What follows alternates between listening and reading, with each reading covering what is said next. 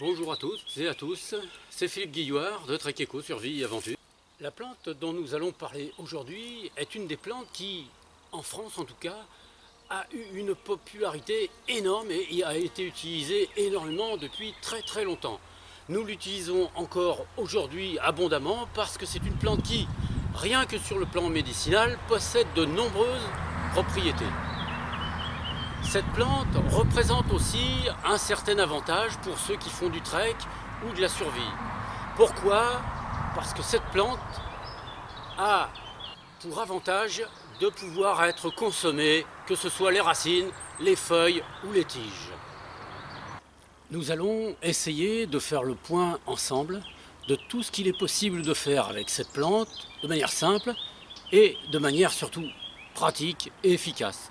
Il y a quelques pieds de bardane là-bas, je vous emmène pour les observer et nous allons pouvoir en parler ensemble. Cette plante, nous sommes au début du printemps, là, nous sommes fin mars, cette plante démarre sa croissance maintenant. C'est une plante qui se voit assez facilement. Pourquoi? Parce que, comme vous le voyez, bien que la plante soit relativement petite, les feuilles basales sont déjà très importantes. C'est une plante qui, au moment de sa maturité, atteint 1 mètre, voire parfois jusqu'à 1,50 m. C'est vous dire l'importance de cette plante. Tout le monde connaît d'ailleurs celle-ci, puisque jeunes, nous avons tous plus ou moins joué avec les petites pommes de pin qu'elle produit, avec des petits crochets au bout qui se collent sur les vêtements. Cette plante, comme je vous l'ai dit tout à l'heure, est utilisée depuis extrêmement longtemps. Pourquoi? Eh bien parce que c'est une plante facile à trouver. C'est une plante aussi qui produit une quantité de feuilles très importante et aussi qui possède une racine qui est suffisamment conséquente, puisque cette racine s'enfonce très profondément en terre, parfois jusqu'à 1 mètre de profondeur. C'est vous dire si la racine est importante. Il faudra vous équiper d'une bêche et d'un peu d'huile de coude pour pouvoir extraire la racine. J'ai ramassé 3 pieds. Je vais utiliser un pied pour vous montrer comment on la mange. Et les 2 autres pieds vont me servir à vous montrer comment on utilise les feuilles et la racine dans des préparations. La bardane pousse dans toute l'Europe, ou presque, hormis autour de la Méditerranée. Elle commence sa croissance au début du printemps, vers le mois de mars. Et c'est à la fin de l'été qu'elle se dessèche, après avoir donné des fleurs violettes entourées de petits crochets. C'est ce qu'il reste d'une bardane, ici, au mois d'avril. Voici ses fruits, entourés de petits crochets avec lesquels nous avons tous joué. C'est à l'intérieur de ceux-ci que se trouvent les graines, qui lui permettront de se reproduire, car elle ne vit que 2 ans. La bardane pousse sur des terrains légers, sur les remblais, sur les décombres, sur les bords de chemin aussi. Sa croissance est assez rapide. Elle atteint une hauteur qui avoisine les 2 mètres parfois. Notez ses feuilles, elles sont bien vertes sur le dessous, en forme de cœur. Dessous, elles ont une couleur plus terne et sont légèrement cotonneuses. On trouve surtout 2 variétés de bardane, la grande et la petite bardane, qui ne se différencient que par leur dimension. C'est une plante qui pousse très vite et ses feuilles basales, celles qui sont proches du sol, s'élargissent énormément. En grandissant, Cette plante prend une forme pyramidale qui est caractéristique. Regardez la dimension de ses premières feuilles qui avoisinent les 50 cm. Bien qu'amère, racines mises à part, cette plante a nourri des populations pendant de nombreux siècles. Elle les a aussi soignées grâce à ses nombreuses propriétés, ce qu'elle fait encore de nos jours.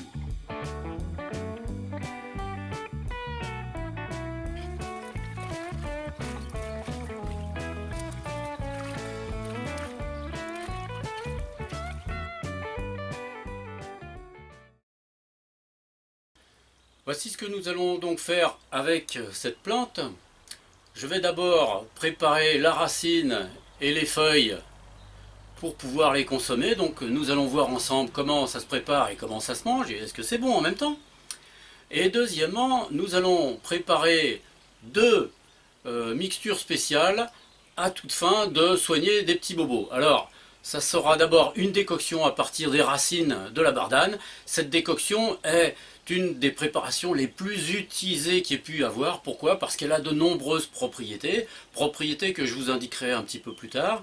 Et la deuxième préparation que nous allons faire, c'est une préparation qu'on fait aussi avec la racine, mais là, sous forme huileuse. Et vous verrez qu'elle est aussi très intéressante. Pour préparer la plante, il faudra d'abord séparer les feuilles et ensuite éplucher la racine. Je sépare les nervures centrales des feuilles et je fends les racines en deux. Je fais bouillir les feuilles et les nervures centrales une demi-heure, mais les racines 3/4 d'heure. L'ensemble est servi sur une assiette.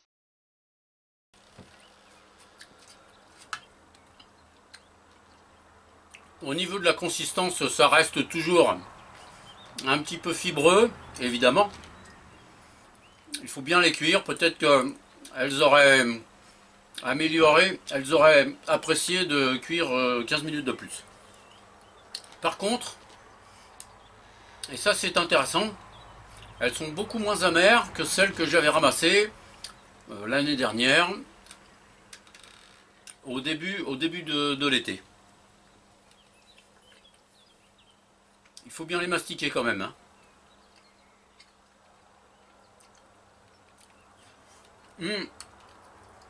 Je vais goûter les nervures tout de suite. Alors ça, en général, ça cuit relativement vite, quelle que soit la plante. Et c'est moins fort. Donc je vais voir ce qu'il en est. L'année dernière, c'est pareil, elles étaient aussi amères. Mais l'amertume est la caractéristique de cette plante. Hein.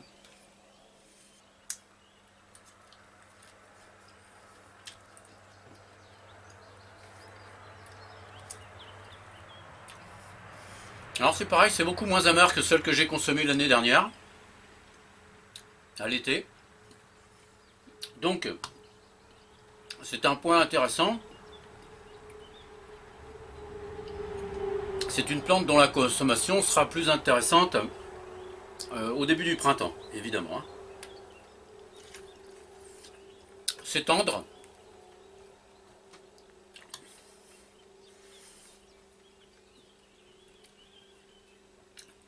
Très peu amer.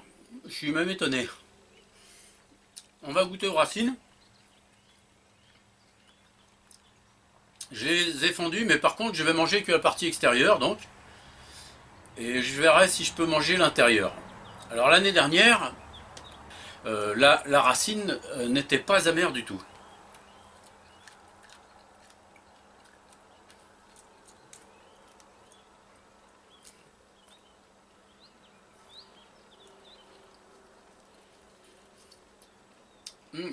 Elle est fibreuse sur cette partie-là, sur la partie intérieure aussi. Par contre, aucune amertume.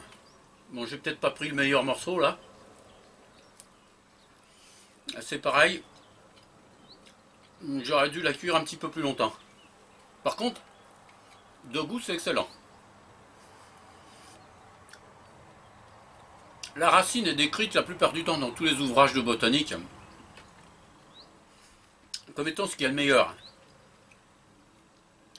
dans la plante, et vraiment c'est justifié. C'est pas toujours le cas de toutes les plantes.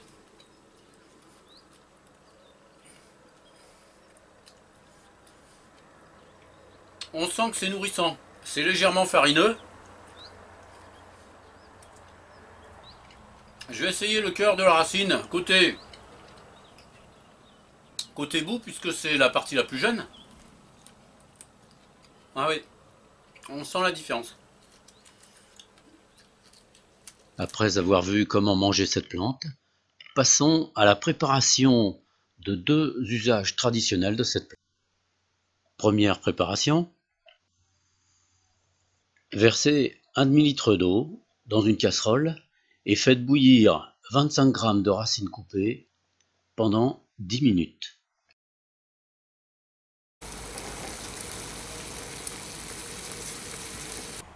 Pour être simple, au niveau des propriétés de la décoction de racines de bardane, je dirais que c'est surtout un détoxifiant puissant.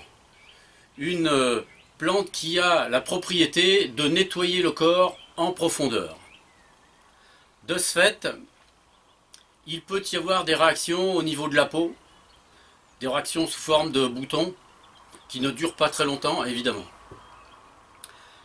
Cette décoction, il faut l'utiliser 3 fois par jour, sur l'espace d'une semaine, voire de 15 jours, pas plus. Après, il faut une certaine période de repos, une semaine à 15 jours, éventuellement recommencer une semaine à 15 jours, sans plus. Mais en aucun cas l'utiliser de manière permanente, avec surtout la posologie de 50 grammes pour 1 litre.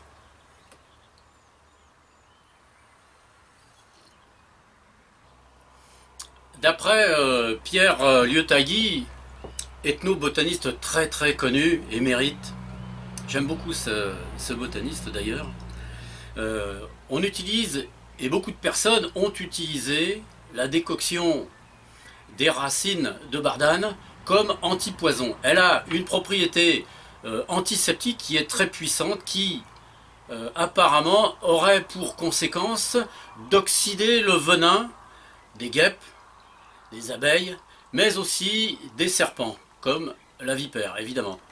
Pour ma part, je ne l'ai pas utilisé dans ce domaine-là, j'utilise d'autres plantes qui sont vraiment très efficaces, mais j'essaierai... Un petit point particulier pour ceux que ça peut intéresser, la couleur de la décoction de racines de bardane est jaune-vert.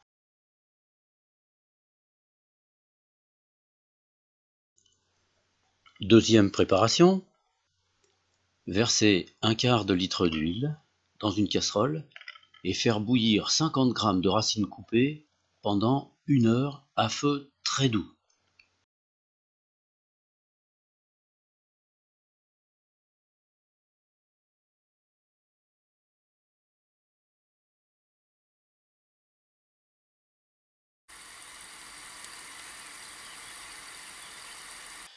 Voilà, l'huile a chauffé pendant 1 heure.